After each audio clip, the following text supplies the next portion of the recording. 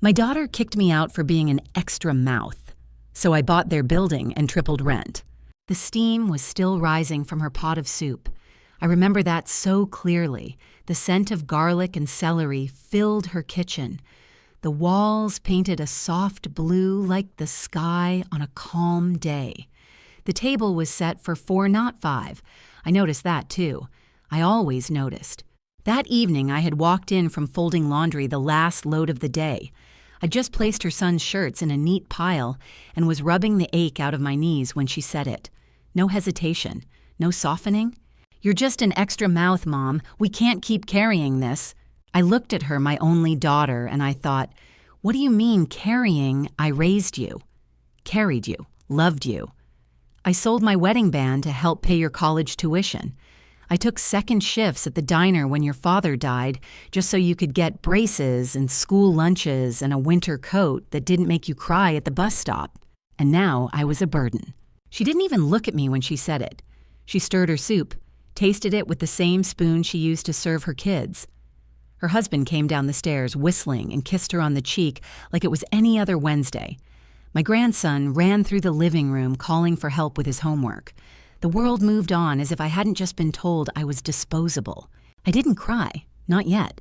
Instead, I asked quietly if she wanted me to leave. She sighed. "It might be best, Mom. Just for a while, we need space." Space. I had spent my entire life making space for her. Space in my heart. Space in my home. Even when I moved into their spare room, I tried to disappear into corners. I tiptoed. I made myself small. I folded quietly cooked dinner when I wasn't asked to, never left a dish in the sink. But I was still too much. I walked upstairs that night like my bones were made of sand. Each step groaned beneath me. In that little guest room, the one without a door, just a curtain, I sat on the edge of the bed I had just made. I stared at my hands. They used to hold her as a baby. They used to wipe her tears, braid her hair. Now they looked like hands she no longer needed. I didn't sleep that night. I watched the shadows crawl across the ceiling, the curtain rustle with hallway drafts, and I wondered when the shift had happened. When had my daughter stopped seeing me as her mother and started seeing me as a cost? Morning came without sunlight. She left early for work, didn't say goodbye. Her husband handed me a coffee like nothing had happened. I nodded and took it, my hands trembling. It tasted bitter. I didn't tell her I'd already started packing. By lunchtime, I'd folded the few clothes I had and stuffed them into the suitcase I came with. I left the wool blanket I'd brought from my house, the one she said clashed with her furniture. I set her keys on the kitchen counter and wrote her a note. "Thank you for letting me stay. I won't trouble you any longer."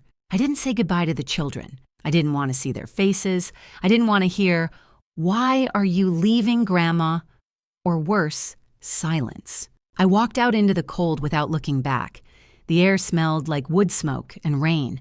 My suitcase wobbled on one broken wheel, dragging behind me like a memory that wouldn't let go. People passed me on the sidewalk. No one stopped.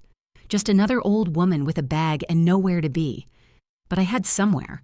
I always found somewhere. I had made it through worse. Still, that something inside me cracked that day. I gave my daughter everything. My strength, my youth, my loyalty.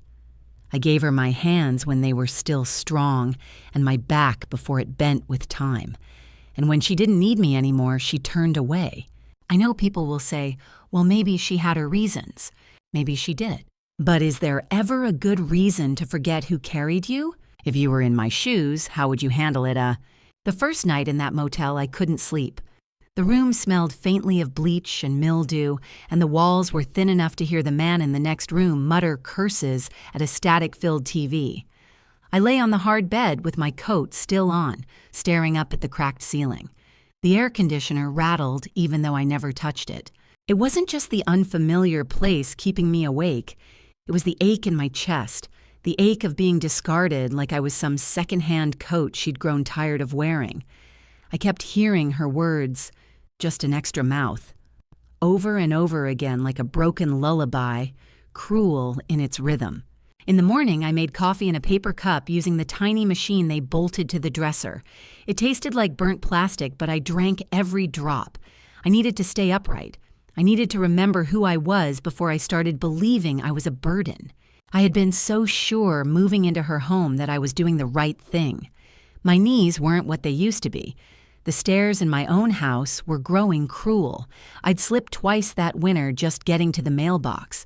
The idea of living with my daughter was comforting warm laughter, shared meals, a sense of belonging again. But I wasn't a guest in her home, not really. I was a shadow and obligation she tried not to trip over. The little things came back to me now like ghosts. The way she sighed when I asked where the flour was, the way her husband would gently remind me that the thermostat needed to stay at 68 to keep costs down, the sideways glances when I asked if I could bake a pie with the kids. I didn't see it then. I didn't want to. Love makes you blind, but rejection wakes you up. That afternoon, I found a library nearby and spent hours on the computer. It wasn't about looking for sympathy. I was done crying. I was looking for a plan. I started by looking up senior assistance housing, maybe even a small room near the park. I wasn't picky, but the waiting lists were long and the prices weren't gentle. Still, something deeper pulled at me, some old muscle memory of independence. I checked my bank balance, my retirement fund. What little was left of my husband's savings. The numbers didn't make me feel rich, but they didn't scare me either. I started making a list, not of things to buy, not of things to beg for. A list of what I still had. A pension, a modest nest egg, one small investment I hadn't thought about in years, some shares in a property management group I'd co-signed with a friend from church back in the 90s. I hadn't paid it much mind since it had been his venture more than mine, but something about that old paper trail called to me. So I called. The company had merged, renamed, and changed hands since. But yes, they told me the shares were still active. And yes, technically, I still had partial claim in a few properties, including one I knew all too well. The building where my daughter and her family lived. At first, I thought it must be a mistake. But the paperwork was clear. One of the old properties in the trust had fallen under my share when it was subdivided. And now it was for sale. Not just one unit, the whole building. Foreclosure pending. It was like the world took a deep breath and paused just long enough for me to hear the quiet truth. I could buy it. I didn't laugh. I didn't cry. I sat there in that beige chair with the scratchy fabric and let the thoughts settle like warm tea in my bones. My daughter had pushed me out like trash, and fate had handed me the deed to the very place she wanted me gone from. I didn't know what I was going to do with that knowledge. Not yet. But I did know this. I was no longer going to be the woman standing on a porch with a suitcase full of shame. I was going to be the one holding the keys. If you were me, would you take it as a sign or a second chance? There's a strange kind of clarity that comes when life knocks the wind out of you. At first, all you can do is lie there breathless, wondering what just happened. But then, slowly something inside you starts to rise. A voice quiet but firm. Get up. Keep walking. That voice had been mine once. And now, in that dim motel room with flickering lights and stale air, I found it again. It had been nearly 2 weeks since I left my daughter's house. I hadn't spoken to her since. She hadn't called, hadn't texted. I figured maybe she told herself I was taking a break or needing space, but deep down I knew she was relieved. I had made her life easier by leaving. That was the part that still stung. But I didn't let myself dwell on it for too long. I had work to do. I called an old friend of mine, Diane, someone I'd known for nearly 4 decades. We used to be nurses together before arthritis took my knees and retirement took my badge. Diane had always been sharper than a scalpel and twice as unforgiving to anyone who thought age made a woman useless. I need a lawyer, I told her plainly. Someone who understands property acquisition. There was a pause. You buying a condo now, Ellie? No, a building. She didn't ask questions. She gave me a name. By the following Tuesday, I was sitting in a borrowed blazer in the back of a downtown office, hands clasped tight in my lap, as I explained my interest in the property, the building, my daughter's building. The one she didn't even know was up for sale. It turned out that the building's management company had been drowning in debt for months. Deferred repairs, unpaid taxes, and delinquent tenants had left it bleeding money. The owner, some faceless firm in another state, was liquidating fast, and if I moved quickly, I could buy it outright at below market value. I still remember how my hand shook when I signed the first offer sheet. Not from fear, from remembering how much of myself I'd poured into everyone else for so long. I wasn't doing this out of vengeance, not at that moment. I was doing it because for once in my life, I wanted to own something that couldn't be taken from me. Not by pity, not by guilt, and not by someone else's selfishness. And if that something happened to be the building that housed the woman who told me I was just an extra mouth, well, that was between me and the universe. I got the call 4 days later. "It's yours," the attorney said. "The deal closed this morning." Just like that, I was no longer the old woman who slept with her coat on in a 2-star motel. I was a property owner. I was her landlord. I didn't tell her. Not yet. I wanted her to learn the way I'd learned quietly, painfully, and without anyone rushing to cushion the fall. In the days that followed, I began reviewing the tenant records. The previous management had been careless. Rents were undercharged repairs, neglected lease violations, ignored. It wasn't personal, it was just bad business. But I planned to run things differently. I sent out updated lease notifications by mail and email. Professional, courteous, legal, and effective immediately. All tenants were informed that the new owner would be taking over, and with that came updated rent, adjusted to fair market value. I didn't gouge. I didn't exploit. But I tripled hers. Because the cost of disrespect, it's steep, and dignity once lost demands repayment. A week passed before I got her call. It was nearly midnight. I saw her name flash across my phone screen, and for a moment I debated letting it ring. But curiosity won. "Mom," her voice trembled. "Yes." I got this letter. About the building, the rent's mom. It says the rent's tripled. That has to be a mistake." "Right." "No mistake." There was silence. Then, You own the building." "Yes." More silence. I could hear her husband in the background asking what was going on. The baby was crying. Dishes clattered. "I don't understand," she whispered. Why wouldn't you say anything?" Because sometimes sweetheart lessons are better learned in silence than in sermons. But I didn't say that. Instead, I said, "Now you know how it feels. To be handed something without warning. To feel like you don't belong." Another long pause. I imagined her standing in that same kitchen holding the same pot of soup, only this time the air wasn't warm. It was tight. Cold. "You're serious," she finally said. "Yes." She didn't argue. She didn't yell. Maybe she was too stunned.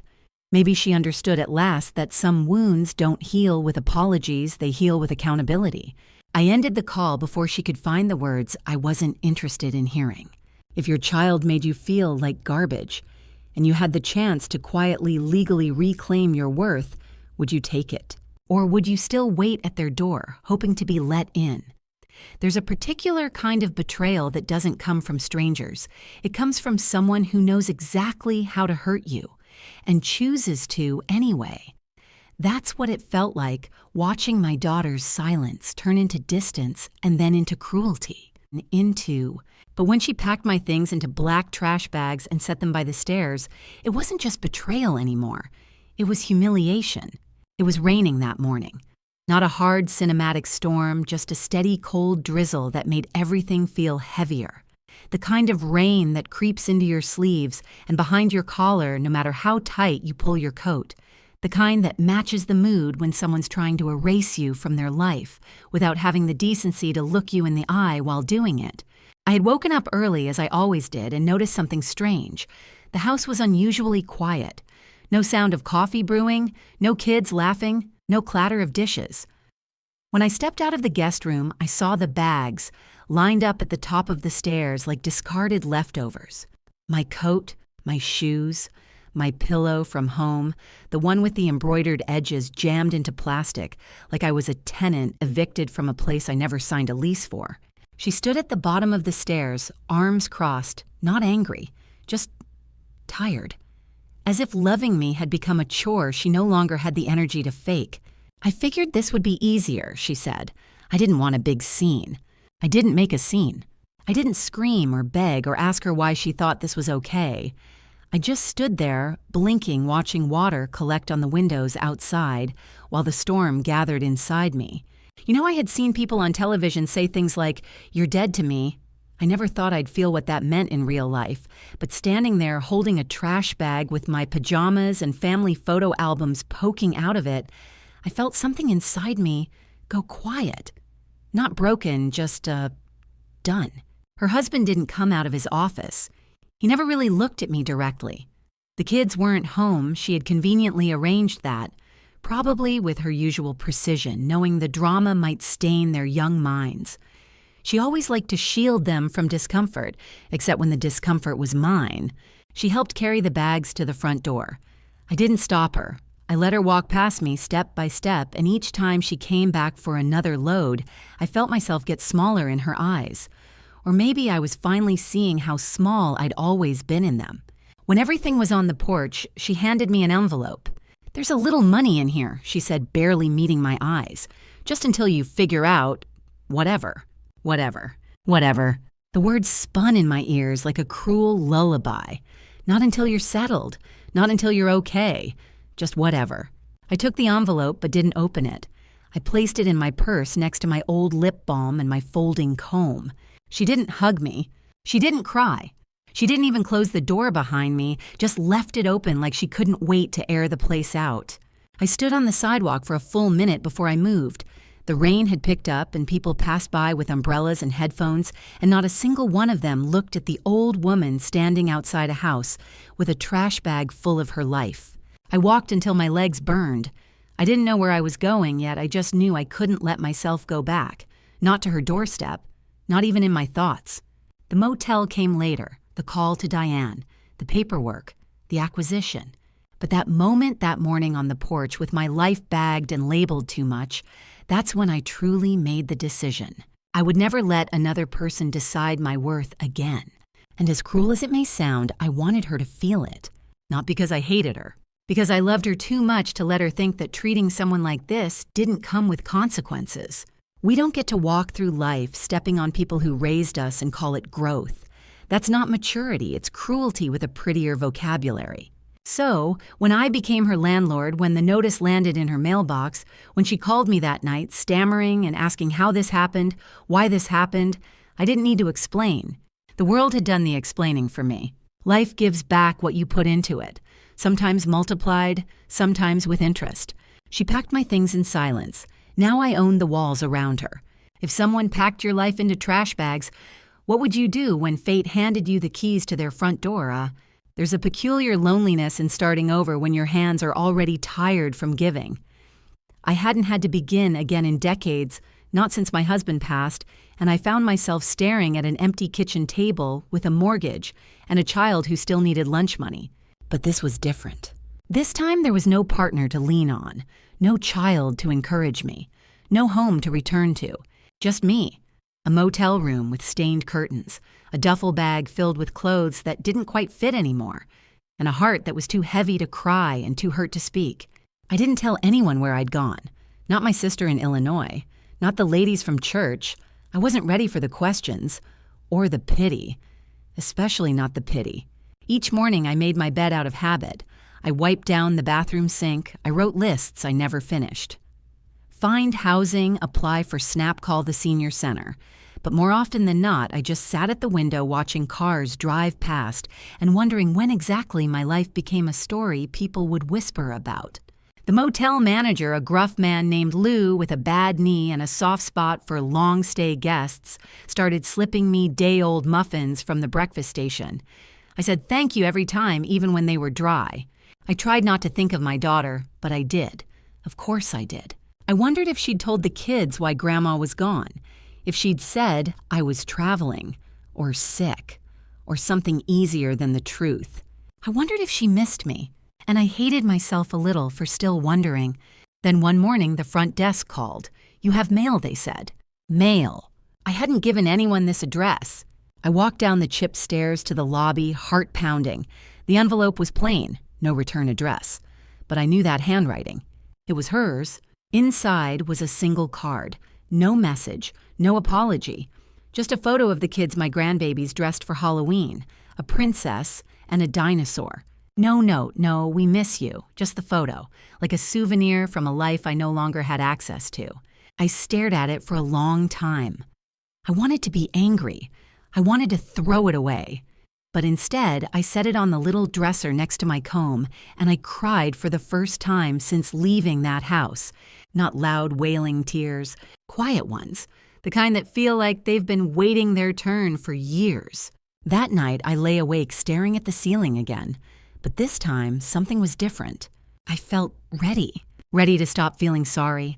Ready to remember that before I was a burden, I was a woman who worked double shifts, paid off a mortgage alone, and raised a child who got straight A's because her mother never let her believe she was average.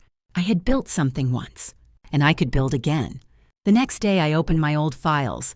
Tax documents, investment statements, bits and pieces of the life I used to control. That's when I found it tucked inside a manila folder marked Old Retirement Accounts, the paperwork about the property group I'd co-invested in back when I had a little extra. At the time, it seemed like a favor to a church friend. He needed backing. I trusted him. I never gave it much thought after that. But there, it was a small legally binding stake in a series of properties scattered across the state. I hadn't touched the account in over a decade, but it was still active. And one of the properties, that building, her building, I felt my fingers go cold. I reread the documents, called the listed number, confirmed the legal status. Yes, the property was available for acquisition. Yes, the company had dissolved and the shares had been reassigned. And yes, I had the right to buy. I didn't jump into it, I took time. I consulted a lawyer, the same one Diane recommended. I checked every detail twice over. But something had already started in me, a fire I thought had gone out long ago. I didn't want vengeance. I wanted dignity. I wanted a front door that was mine. I wanted to stop asking for space and start owning the room. I didn't even tell Diane right away. I kept the secret like a precious stone in my pocket, because for once I didn't want to be saved. I wanted to be the one who chose. So when the sale was finalized, when the papers were signed and the deed transferred, I didn't pop champagne. I sat on the motel bed, opened the window to let in the autumn air, and whispered, "Thank you" to no one in particular. Because in a world that so often forgets older women who we are, what we've carried, how much we've given this time, the world remembered me, and it handed me the keys. If you had the chance to reclaim your story, not just survive it, but rewrite it, would you take it? Or would you still wait for someone else to give you permission? The papers were signed on a Wednesday morning under gray skies and the faint hum of a copier in the corner of the law office.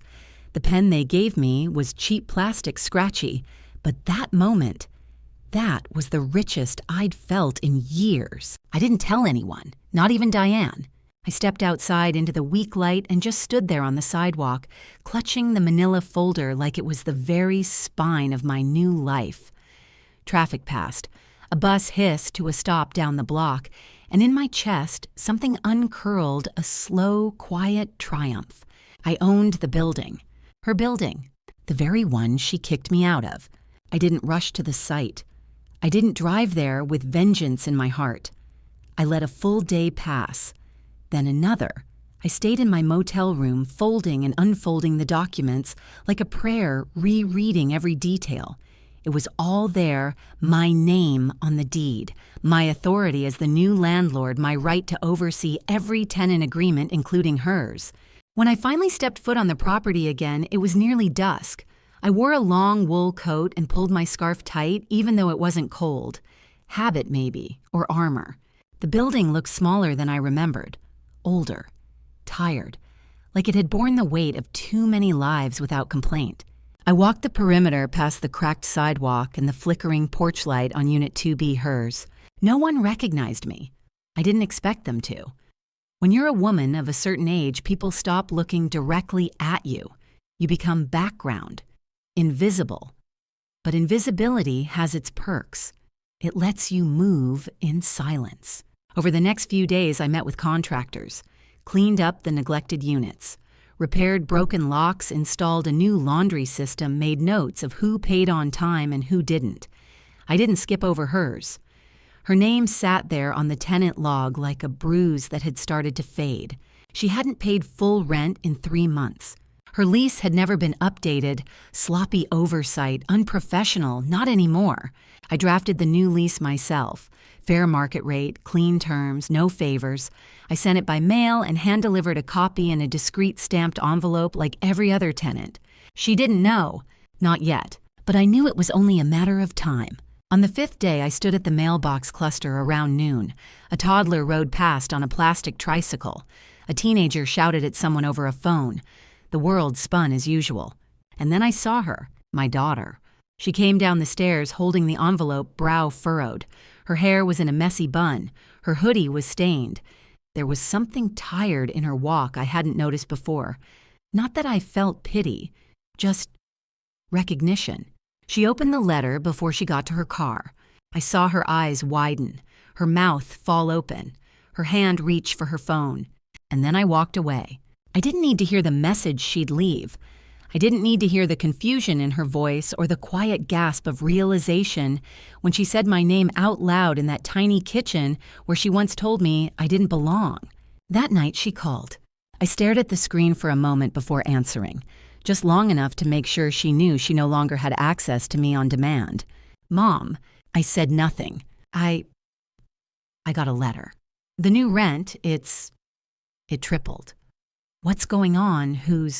Who owns the building? Pause. Mom, I do? Dead silence. I could hear her breathing, could almost feel her blinking in stunned disbelief. What? I bought it. More silence. But why would you do that? Why she wanted to ask why I took control of the space I was kicked out of. Why I chose not to tell her. Why I didn't warn her. But I didn't owe her answers. You said you needed space, I said simply. I gave it to you. You'll find the lease terms in the packet, 30 days to sign. She didn't speak. I could hear the faint static of the phone line, the kind that creeps in when people are frozen. I don't understand, she finally whispered. You don't have to, I said. You just have to pay rent like everyone else. She started to say something else, but I hung up. Because here's the truth. No one tells you about grace. It doesn't always come with a smile. Sometimes grace is quiet, firm, boundaried. Sometimes grace is handing someone exactly what they gave you and walking away before they can rewrite the ending. She had turned me into a stranger in her home. Now I was the woman who owned her walls. And I would never again beg to stay inside a place I already built. If someone made you feel like your existence was too heavy, would you carry their comfort on your back? Or would you rise steady and silent and carry yourself instead? There's a stillness that settles in when you finally stop trying to be understood. When you stop reaching, stop pleading. Stop twisting yourself into someone else's idea of acceptable. That stillness isn't bitterness. It's survival with a whisper of self-respect. After I hung up on my daughter, I sat in the quiet for a long time. The motel heater clicked and hummed, and I just watched the shadows dance across the wall. I didn't feel triumphant. I didn't even feel angry anymore. I felt free. It had taken me nearly 70 years to learn this lesson. Love without respect is a slow poison. And for years, I'd sipped it willingly. I'd accepted crumbs. Let silence replace affection. Let my place shrink from mother to guest to burden. But now I wasn't anyone's burden. I was the owner.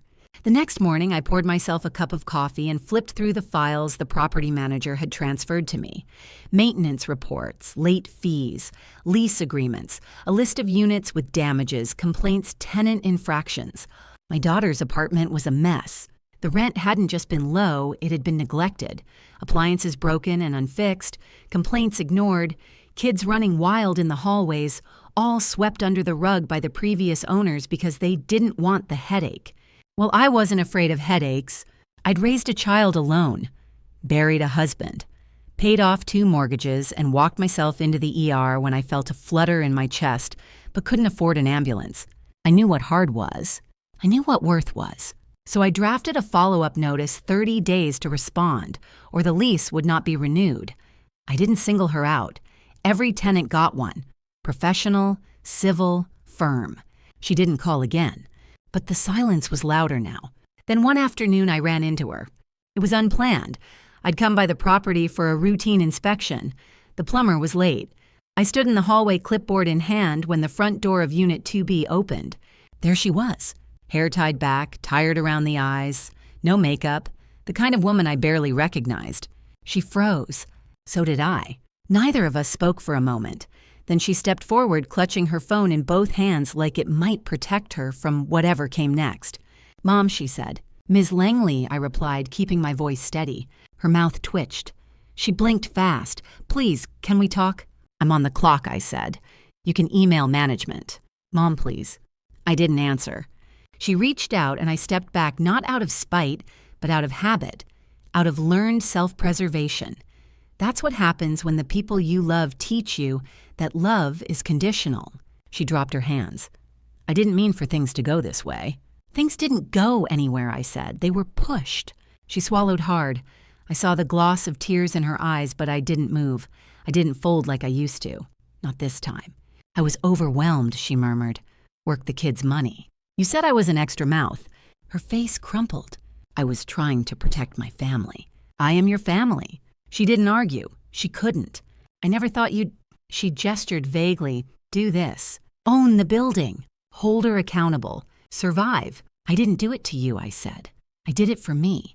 She nodded slowly. "I get that." But she didn't. Not really. And that's okay, because this wasn't about revenge anymore. It was about truth. I turned to go, and before I stepped away, I said, "You'll get the updated inspection notice next week. Be sure someone's home." She stood there staring after me, holding her phone like it might still offer a lifeline back to the mother she discarded. But I wasn't walking away from her. I was walking towards something else. Myself. That night, I slept with the window cracked open. The air was cool, clean. I wrapped myself in the motel's scratchy blanket and thought not about what I'd lost, but about what I'd reclaimed. My voice, my boundaries, my right to take up space without apology. It was the beginning of something new, something unshakable, because I had remembered who I was, and I'd remembered that I didn't need anyone's permission to be whole. If the people you love ask you to shrink, will you disappear to keep their comfort intact? Or will you reclaim your name even if you have to do it alone? The hardest part about quiet revenge is that it never feels like you thought it would. There were no fireworks, no grand scene where I stood tall and she crumbled, no dramatic apology that healed the ache she left behind. No, there was just silence. A silence I had earned, a silence I chose, and a silence that reminded me daily that I no longer lived my life according to someone else's comfort. The weeks after our hallway encounter passed without incident. She didn't call again. No notes. No long-winded explanations dropped into my mailbox. Instead, she paid the new rent late, but paid. I imagine they had to reshuffle their finances, probably cut corners, maybe even fight. But that was no longer my business. What was my business was restoring the building that had been left to rot under neglect. I spent my days working with contractors, most of them younger men, who didn't think twice about calling me ma'am and explaining things like I hadn't once rewired a fuse box in the dead of winter by myself. I didn't argue. I let them talk. Then I told them what needed to be done and watched their expressions shift as they realized I wasn't just the owner. I was a woman who had built her life twice. The first time, it was out of necessity. The second, out of principle. I replaced every hallway light fixture, repainted the peeling trim, installed security cameras in the corners where shadows lingered a little too long. The neighbors started noticing.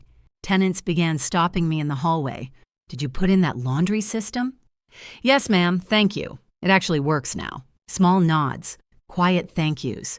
But those moments stitched something back together in me, because it reminded me I wasn't invisible here. I was seen. One afternoon, I walked past the unit where a young couple lived with a newborn. The door was open and I saw the father bouncing the baby gently while humming off-key. The baby giggled. The mother, tired but glowing, gave me a soft smile. "You're the new owner, right?" she asked. I nodded. "Thank you," she said. "The water used to come out brown." "Not anymore," I told her. And just like that, the weight in my chest lifted another inch. I had power now, but not the kind people chase in boardrooms. Mine was gentler. It was in the way the building came back to life, the way tenants smiled instead of scowled, the way the lights turned on without flickering and the heat worked on the first try. And most of all, the way I could now choose where I placed my heart. Not every act of healing needs to be loud. Sometimes healing is signing a contractor's invoice and knowing it came from your own pocket, not someone else's permission. Sometimes it's seeing the mailbox stuffed with rent checks and not one of them has your daughter's handwriting because she finally set up auto pay like a grown woman. Sometimes it's just sipping coffee by the window knowing no one can throw you out again, not because you fought them, but because you outlived their need to control you. One day, the former management company sent over the final transition packet. In it was an old note they had sent it to my daughter months before the building went up for sale, a warning about her overdue rent, a suggestion that she either pay up or risk eviction. She had ignored it. She never thought there would be consequences. She thought the world would bend, that someone I would cushion her again. But I didn't, because I had already bent for 30 years. I had shrunk and softened and given until I had nothing left. Now I had a front door with my name on the deed. I had neighbors who respected me. I had my spine straightened not by bitterness but by knowing what I'm worth. And that worth was no longer negotiable. Some nights I still thought of her, of my grandkids, of the version of motherhood I had once imagined, one where daughters called just to check in, where Sunday dinners were full of warmth instead of tension. But then I would remind myself I gave her all the tools. I gave her love, stability, wisdom, and 1,000 chances to be decent. She chose not to use them, and I chose not to stay small just to be allowed back into a house where I was never truly welcome. If the people closest to you keep asking you to break yourself into smaller pieces just to fit into their picture of love, would you keep breaking? Or would you finally build your own home brick by quiet brick? It happened quietly, like all the most important things do. No headlines, no Facebook posts, no neighbors gossiping at the mailbox. One day, the moving truck just showed up outside Unit 2B. I watched from the upper landing, the top unit now mine. My curtains were pulled just enough to see, but not be seen. It was a bright Saturday morning, the kind with birdsong and distant lawnmowers, and for once the air didn't feel so heavy. They packed slowly. I could tell it wasn't just a move, it was a surrender. My daughter carried boxes to the curb with her lips pressed tight. Her husband followed behind, not saying much. He didn't once look up toward my window. Maybe he knew I was there. Maybe he didn't. I watched her carry a potted plant I recognized, one I had given her years ago. It used to sit on her kitchen sill beside the spices. The leaves were wilted now, neglected, or maybe just tired like I had been. The kids weren't there, probably staying with friends or cousins. I didn't need to see their faces. I didn't need another reminder of what I'd lost and what I'd chosen to let go of. She stopped halfway through, her hands on her hips, looking up at the building like it had betrayed her. Or maybe she was realizing it never really belonged to her at all. And that's when it hit me not as anger, but as something quieter. She never saw it coming. Because daughters aren't supposed to fall from grace in their mother's eyes. They're supposed to be adored, defended, forgiven before they even ask. And I had done that, again and again, until there was nothing left of me. But here she was, packing her own boxes this time. No trash bags, no rain, no whispered accusations about being too much. Just tape and cardboard and the sound of her footsteps echoing down the stairwell. I didn't go down, I didn't help, I didn't say goodbye. Not because I didn't care, because I finally cared enough about myself to stay upstairs. I made tea that afternoon. Chamomile. The kind she used to beg for when she was 7 and thought it was grown up to drink something bitter. I sat in my new chair beside my new window in my new apartment, and I breathed. It was strange in a way. Everything looked the same. Same walls, same staircases, same mailboxes, but the air was different. Lighter, quieter. No more footsteps stomping above me. No more tension in the hallway. No more waiting for love that refused to soften. Tenants passed by, nodding politely. Some smiled. A few asked about the repairs I'd scheduled for next week. One dropped off a thank you note in the office slot for the new working heater. But none of them knew what I had lost to earn this peace. And none of them needed to. Because this wasn't about revenge anymore. This was about return. Not returning to the woman I was when I first moved into that spare room in her house. not even the woman who left with a broken suitcase and no place to go. This was about becoming the woman I had once promised myself I'd never stop being strong, clear-eyed, unapologetic in her existence. For too long, I'd let guilt write my story. Guilt that I couldn't give her more. Guilt that I got old. Guilt that I still wanted to matter. But guilt had no place here anymore. Not in my building. Not in my home. Not in my name. As dusk rolled in, I looked out across the street and watched the sun dip behind the roofs.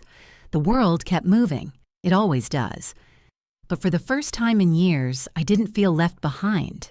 I felt centered, rooted, whole. And though no one would ever know the full truth, not the tenants, not the neighbors, not the family members who might one day ask why she left, I would always know. I didn't take revenge. I reclaimed dignity. I built peace. I chose myself. And if the cost of that was silence between a mother and a daughter, then that silence would have to echo. Because love without respect isn't love at all. If you were handed a second chance to rewrite your ending, not in rage, but in quiet, unshakable truth, would you take it? Even if it meant walking alone for a while, the apartment was small, but it was mine. There was a little sunroom with a crooked window latch and a creaky chair I'd found at a thrift shop down the block. I fixed the latch myself with a butter knife and a steady hand. The chair, I just added a cushion and called it character. Every morning I opened that window wide. The breeze rolled in cool, clean and mine. It stirred the curtains I'd sewn from old fabric scraps, fluttering like whispers from a life I was finally beginning to enjoy on my own terms. I kept fresh flowers on the windowsill, daisies mostly, simple, resilient. I liked that about them. They didn't need to be exotic to be beautiful. They just showed up season after season without apology. The building was changing slowly. The neighbors, once guarded and quiet, began to open up. Some of them even started leaving notes under my door. Thank you cards, baked goods. One tenant, an older man with kind eyes and too many cats, knocked one evening with a full casserole dish. I heard you live upstairs now, he said. Figured you might want something warm. I nearly cried. Not because of the gesture, but because it had been so long since someone did something for me without expecting anything in return. We ate together that night. Two seniors in worn-out cardigans swapping stories about lost spouses and leaking roofs, laughing like old friends, even though we just met. And that's when I realized this wasn't just about reclaiming my power.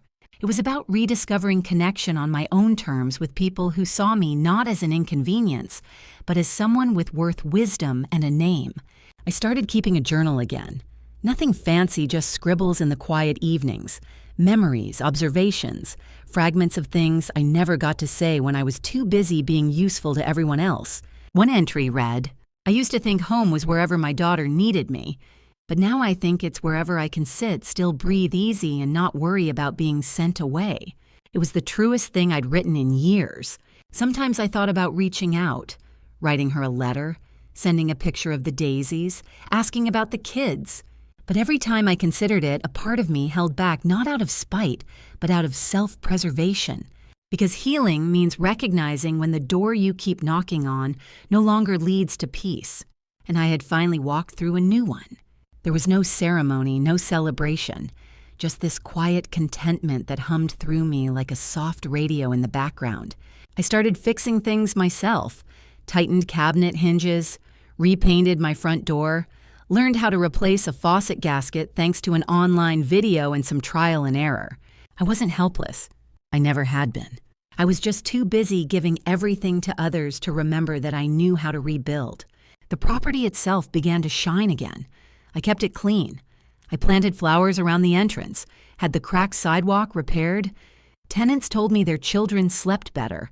One even said their daughter started calling the building home for the first time. And somehow, in all that, my heart softened too.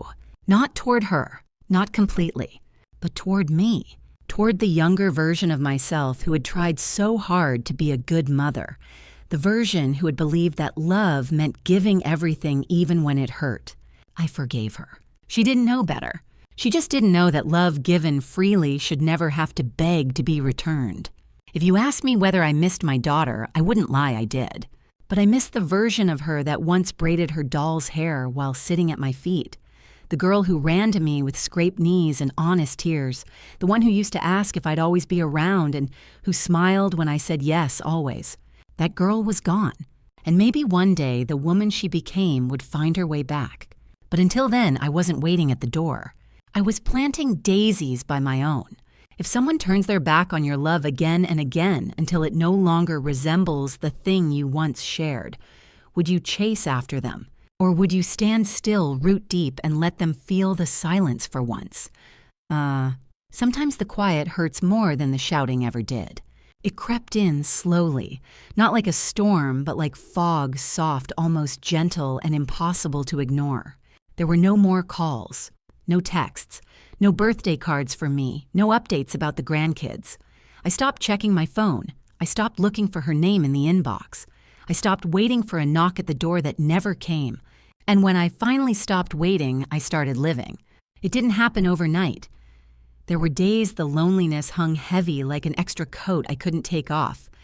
I'd catch myself setting out an extra fork or checking the time like someone might be stopping by. But no one did. And that's when I realized something I hadn't wanted to admit, not even to myself. She had already left me a long time ago. She left when she started seeing me as a responsibility, not a mother. She left when she turned shared meals into uncomfortable silences. She left when she made me feel like I had to earn a place in the house I helped her afford. Kicking me out wasn't the moment she broke my heart. It was just the moment I finally saw it clearly. So I let it be. I filled the silence with other things. Books, walks, conversations with tenants who dropped by with small talk and big hearts.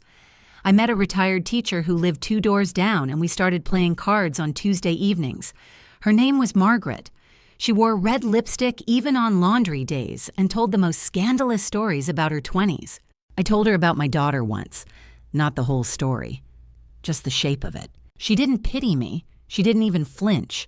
She just nodded and said, "Sometimes the children we raise forget we had names before we were their mothers." That stayed with me. I started using my name again. When I introduced myself to new tenants, I didn't say I'm her mom or I'm the landlady. I said I'm Eleanor. Welcome home. Because I was home now, not a guest, not a visitor. I was the foundation. One afternoon, I sat by the window in the sunroom sipping tea when a young couple walked past with their baby in a stroller. They looked tired but happy. The woman turned and smiled at me through the glass, gave a little wave. I smiled back. It wasn't the same as holding my own grandchild, but it was something. And in that, something I felt a kind of peace I hadn't known in years. That evening, I opened the envelope I had kept in my drawer, the one my daughter had handed me on the day she asked me to leave, the one I had never opened, not really. Inside was $200 in cash, and a note. It was just one sentence scribbled in hurried pen. "I'm sorry, Mom, I just don't know how to do this."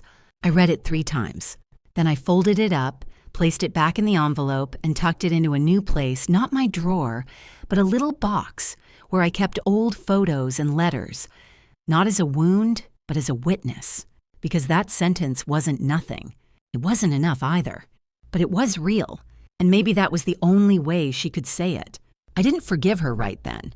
Forgiveness isn't a light switch, it's a path, a slow walk, and some days you take 3 steps forward and 2 back. But I let the letter be. I didn't burn it. I didn't throw it away. I let it sit quietly among the memories of a woman who once thought her life was over the day she stood on that porch with her things in trash bags. And now she had a sunroom, a front door, a Tuesday card game, and neighbors who smiled when they saw her in the hall. She had herself. And she was enough. If someone can't love you unless you're bending to fit their needs, would you keep breaking to keep them close? Or would you let go and love yourself fully for the first time in your life? The seasons turned quietly as they always do when you're paying close attention. Summer softened into fall. The trees lining the sidewalk flamed into gold, then rust, then bare branches reaching into a gray sky like open hands. I started wearing my thicker coat, the one I'd bought years ago but hadn't worn much because my daughter once told me it made me look too old. Now I wore it like armor. Every morning I swept the front steps of the building, not because I had to, but because I wanted to. There was something grounding in the rhythm of the broom, the crunch of leaves beneath my feet, the smell of distant fireplaces kindling up and down the street. It reminded me that I was still here, that I had survived the worst kind of heartbreak, not death, but erasure, and that I had built something beautiful from the silence that followed. The building was thriving now. The tenants respected me. Repairs were timely. The kids felt safe. It wasn't a palace, but it was home. For me, for others. For the parts of myself I had once packed away to make room for everyone else. One afternoon, a package was delivered to my door. No name on the return label. Just a plain brown box. Inside was a framed photo. Me and her, taken maybe 15 years ago. We were standing in my old kitchen flour dust on our aprons, smiling at each other in a way I could barely remember. My arm was around her shoulders. Her cheek rested on mine. Tucked behind the frame was a note. "I don't know how to fix this, but I hope you're okay. Love me." No signature, just me. But I knew her handwriting. I knew the way she curled her capital M's. I knew the neatness she used when she didn't want to cry on the page. I stared at it for a long time, not because I didn't know how to feel, but because I did. It wasn't an apology. It wasn't a reckoning. It wasn't the moment in the movies where the estranged daughter stands in the rain and says I was wrong. It was a hand extended, shaky, late, imperfect, but real. I didn't call her. Not yet. I didn't write back. Not because I didn't want to, but because I needed time. Time to let this moment exist without rushing to put it in a box labeled forgiveness or resolution. Because sometimes the beginning of healing isn't a conversation. It's a quiet moment when you realize the person who hurt you finally understands they did. I set the photo on the windowsill next to the daisies. I didn't cry. Not this time. I just whispered, "I'm okay." And I meant it. Later that week, I passed by Unit 2B. It was still empty. The paint on the door was chipped. A spider had built a web across the old mailbox slot. I paused for a moment, staring at that door like it was a relic from another lifetime. And I thought, maybe one day someone will live there who understands what it means to be held with grace. Maybe one day someone will walk through that door and never make another person feel small inside it. But not today. Today I still had work to do. I walked down the hallway with my keys in one hand and my clipboard in the other, and I felt a calmness settle over me like a shawl. Not because everything was perfect, but because I was no longer asking to be loved the way I used to. I was simply loving myself better. And for the first time in a long time, that was enough. If the person who broke your heart sends a message not of apology, but of quiet recognition, would you let it in?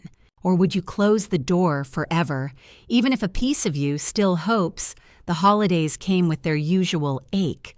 Wreaths on doors, children in coats too big for their little hands, windows glowing orange behind frosted glass, and every store humming with familiar songs about home, about warmth, about family. It used to be my favorite time of year. I used to roast a turkey big enough for everyone, even when it was just the two of us. I'd bake her favorite cornbread muffins, the ones with bits of jalapeno she used to pick out when she was little and pretend to like once she grew older. I'd hang the old paper ornaments she made in school, crooked stars and cotton ball snowmen, and place them near the front of the tree where she could see them. But this year, I didn't have a tree. I had a rosemary plant in a clay pot shaped loosely like a pine, and I tied a red ribbon around it. It sat on the kitchen counter beside a single lit candle. The flame wavered every time I passed, as if it knew I still had something flickering inside me, too.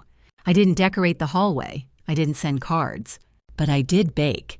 I filled the building with the smell of cinnamon and nutmeg, the scent of memory. I left warm banana bread outside the doors of tenants I knew lived alone. I taped a simple note to each one, "You're not forgotten." Happy holidays, Eleanor. Some knocked to say thank you, others didn't. That was fine. This wasn't about being thanked. It was about giving without losing yourself in the process. One night, as I wrapped a second loaf in foil, I heard a knock at my door. It was Margaret, the retired teacher with the Tuesday card games. She wore a scarf that looked like it belonged in a catalog and held a thermos of cider. "I figured you shouldn't eat banana bread alone," she said. So we didn't. We sat by the window sipping hot cider and laughing at nothing. She told me stories about her ex-husband's miserable attempts at turkey carving. I told her about the year my daughter snuck a cat into the house and tried to hide it in the laundry room for 3 days. It was the first time I'd said her name out loud in weeks, and it didn't hurt as much as I thought it would. After Margaret left, I walked down the stairs and paused in front of Unit 2B, still empty, but not abandoned. I had plans for it, maybe a young couple starting out or a single mother looking for a second chance. Someone who needed a space to breathe again. Someone who wouldn't mistake love for obligation. Someone who wouldn't look at their own mother and see a mouth instead of a heart. As I stood there, hands tucked into my sleeves, I thought about writing back to her. Not a letter, just a card. A quiet reply, but not tonight. Tonight, I needed to let the silence speak for itself.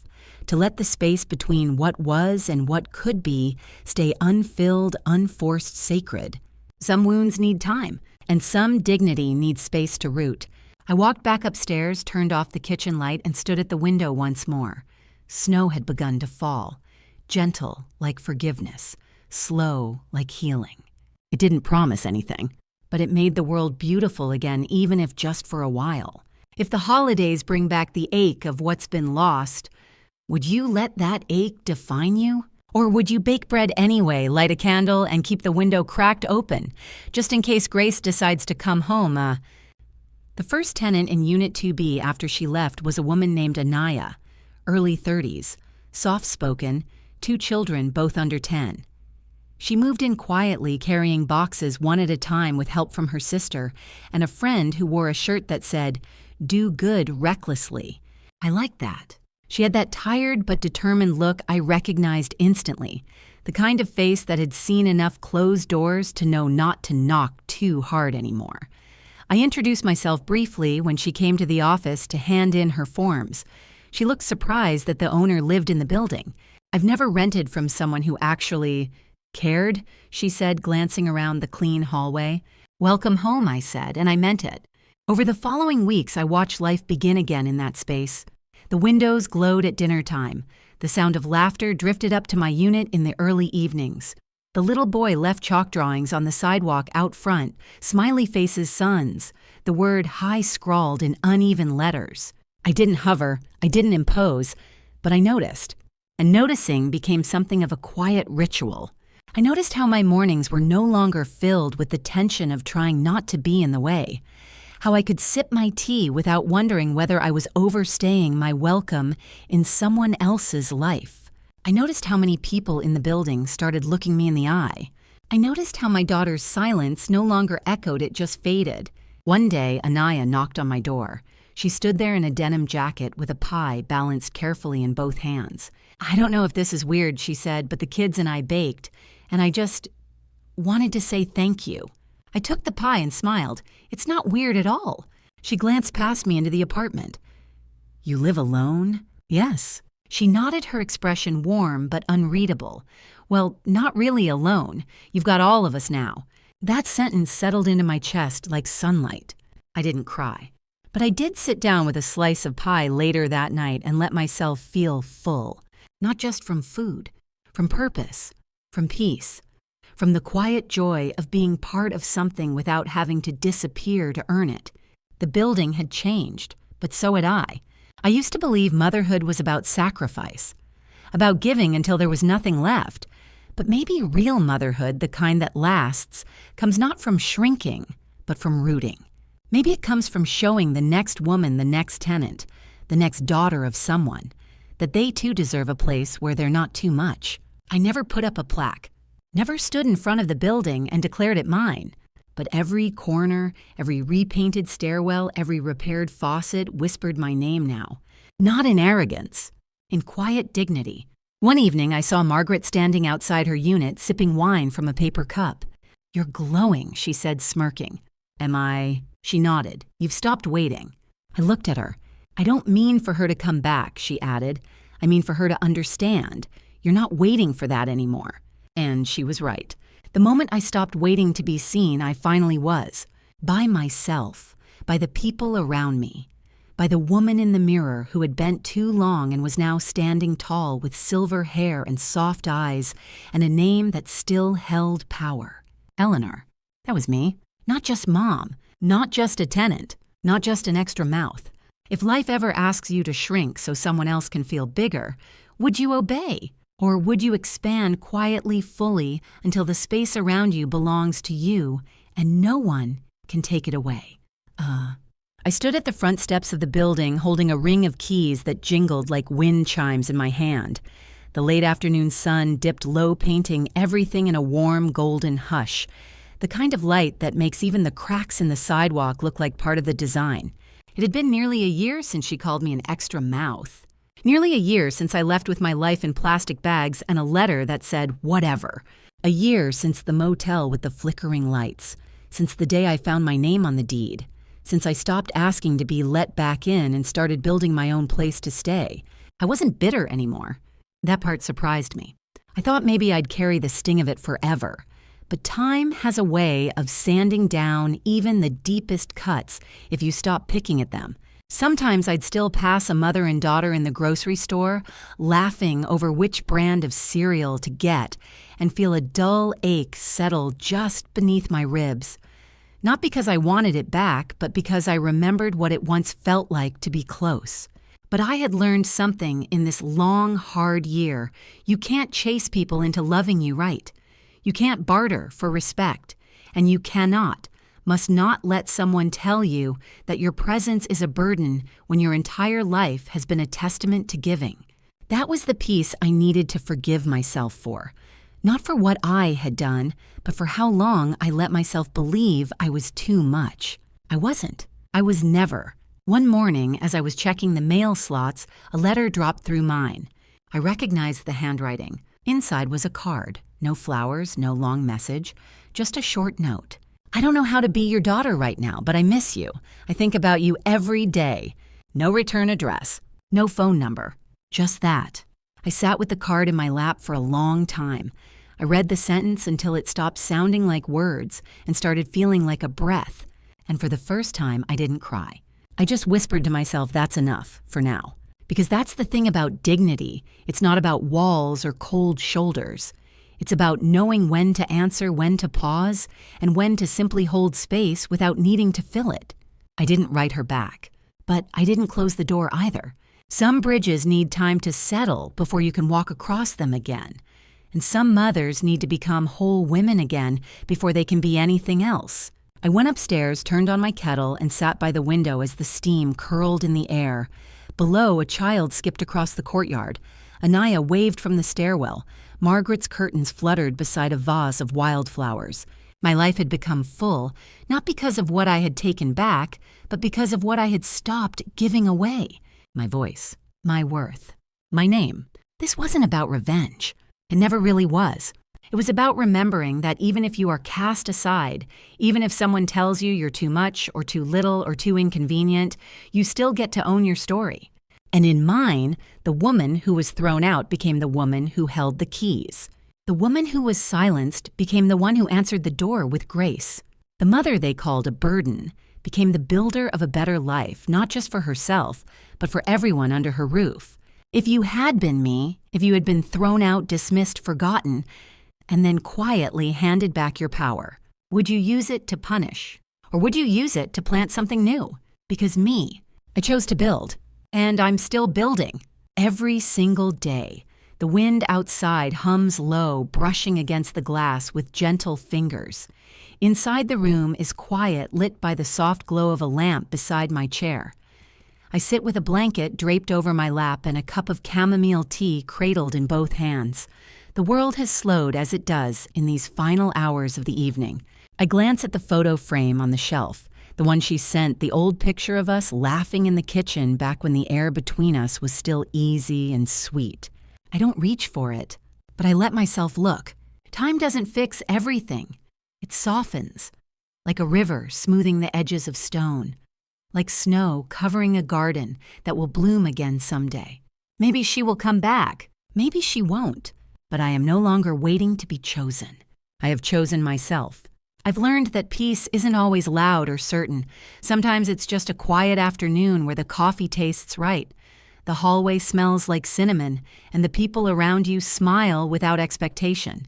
Sometimes it's a kind word from a tenant, a folded blanket on a made bed, a child's drawing taped to your door with the word "thank you" scrawled in bold, uneven letters. And sometimes it's just knowing that your story didn't end the day they walked away, it began. We don't get to choose how people love us, but we do get to choose how we rise when they don't.